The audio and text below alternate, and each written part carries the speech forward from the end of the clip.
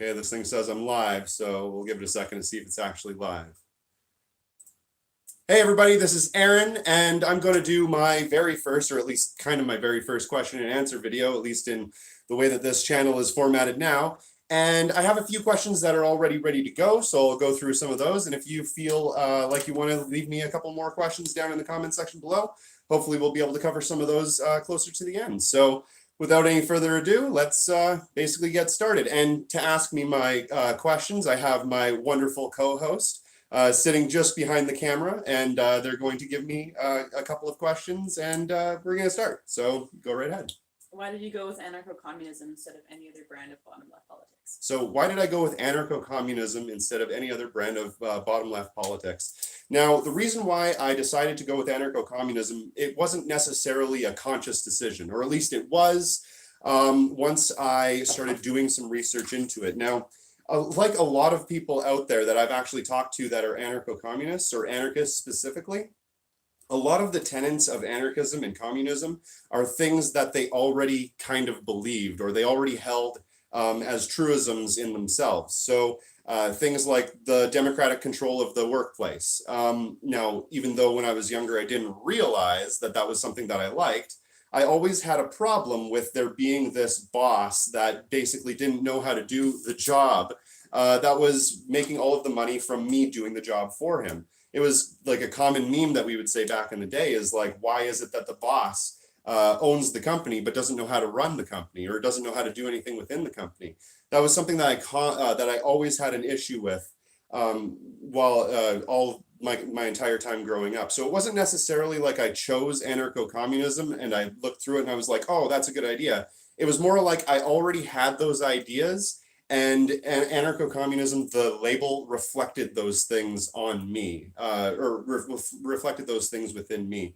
And the more that I read about it, the more things started to make sense, the more I was able to really get a grasp on a lot of the more economic aspects of it, because that's something that I really didn't have much of an idea about. But even way back when I was, I believe, 10 or 12, I remember having a conversation with my parents saying, I don't think that money needs to exist. And like they got into an argument with me, and it turned into this heated thing because they were capitalists. They thought, you know, money needs to exist for you to be able to exist on this planet, which at the current moment it's true. But they had a hard time even understanding the concept that I was trying to portray, that I was trying to get at them. I think I heard the concept from Star Trek actually originally, and it planted a seed in my brain. I was like, you know, money really doesn't need to exist. Why can't we, instead of basing all of our productivity or all of our desire or drive on the accumulation of more money, why can't we place that on bettering ourselves, making ourselves stronger, better, faster, that sort of thing? So it wasn't necessarily as though I chose anarcho-communism. Anarcho-communism chose me. All right, next question. What's your favorite anarchist book, and do you have a favorite anarchist person? Okay, so what is my favorite anarchist book, and do I have a favorite anarchist person? So The Bread Book by Peter Kropotkin obviously is my favorite anarchist book. I have to go about reading it again because it's really good, and it's something that I like to come back to every once in a while. And there are also a lot of tracts that you can find, just pamphlets and stuff like that, on, I can't remember the exact website it is. I think it's an anarchist website, and I think it's called the Anarchist Library, if I'm not mistaken. And there's actually a lot of really good pamphlets in there, and tracts and stuff like that that actually explain more nuanced aspects of anarcho-communism. One of the main things that I talk about a lot is my 3 Rules for Anarchism video, which you can check out in my re-education series. That I actually got from a tract that I found on an anarchist website, and it was one of the most informative things that I could have found. So the big books are really important from the really high-end creators, but also the smaller things are also just as important. Finding out what smaller groups and smaller people have to say is really important. What was the second half of that question? Do you have a favorite anarchist person? Oh, and my favorite anarchist person? Probably Peter Coffin. Even though he doesn't say that he's an anarchist, I think he might be. And if he is, he's my favorite because that dude is awesome. Next question.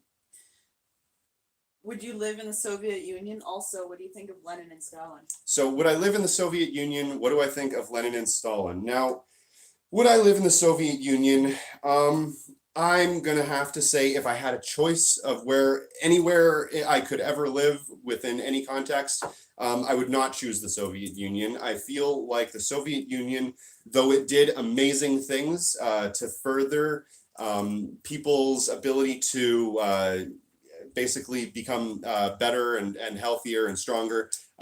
Stalin took a backwards agrarian country and I think within 10 years brought it to the world's second largest world superpower. I think that's amazing. I think those are incredible feats. And they did a really good job with a lot of things, but they also did a really bad job with a lot of things too. And I just don't see the good outweighing the bad. I kind of see it as a neutral.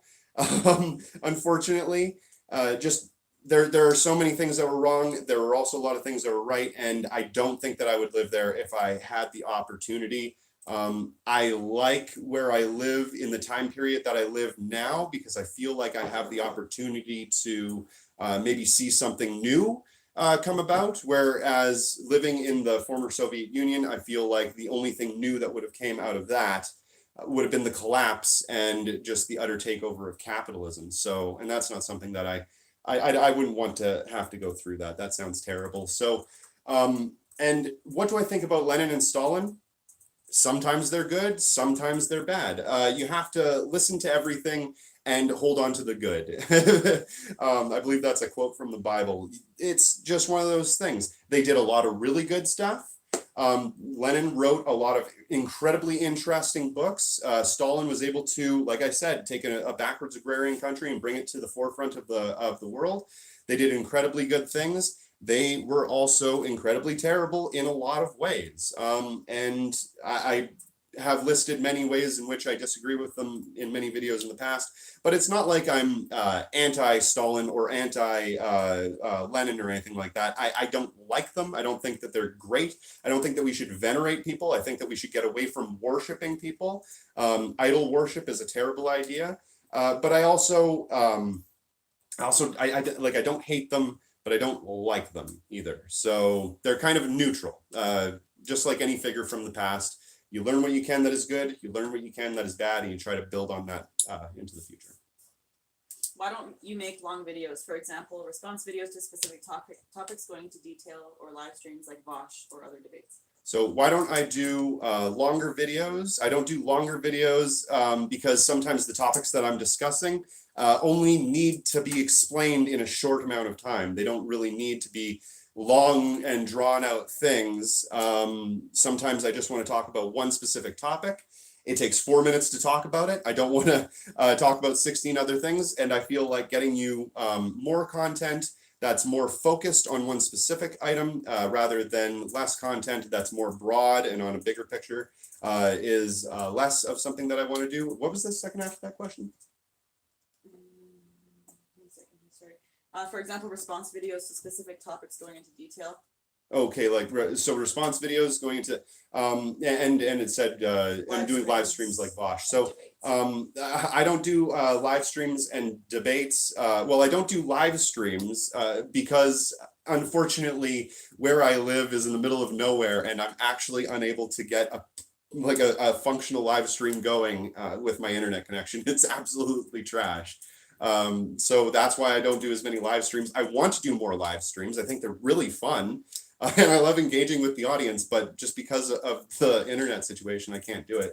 And as far as debates like Vosh, Vosh does amazing debates. If you want to see debates, go look at Vosh's channel. I don't really do debates. I would love to have conversations with people. I like to engage with people. In my How to Revolution series, I talk about debates and how they're useful in certain situations and how they're unuseful in others. It's not to say that I would never debate anybody. I probably would. And I have gotten into debates in my Discord server and in several other people's servers and sometimes on Twitter, that sort of thing. So it's not like I'm adverse to debates. I just don't see a lot of benefit coming from them. I see debates more or less as a way to galvanize your audience, as a way to get everybody on your side and basically to go rah, rah, rah, look at the hero. but it doesn't really do anything to move anybody else on any sort of position. Sometimes it does. I'm not going to say that it doesn't. Sometimes you definitely can get people to change their mind from a debate. When I was an atheist, for the longest time, I watched lots of debates that atheists did with Christians. Christopher Hitchens and Daniel Dennett, sorry.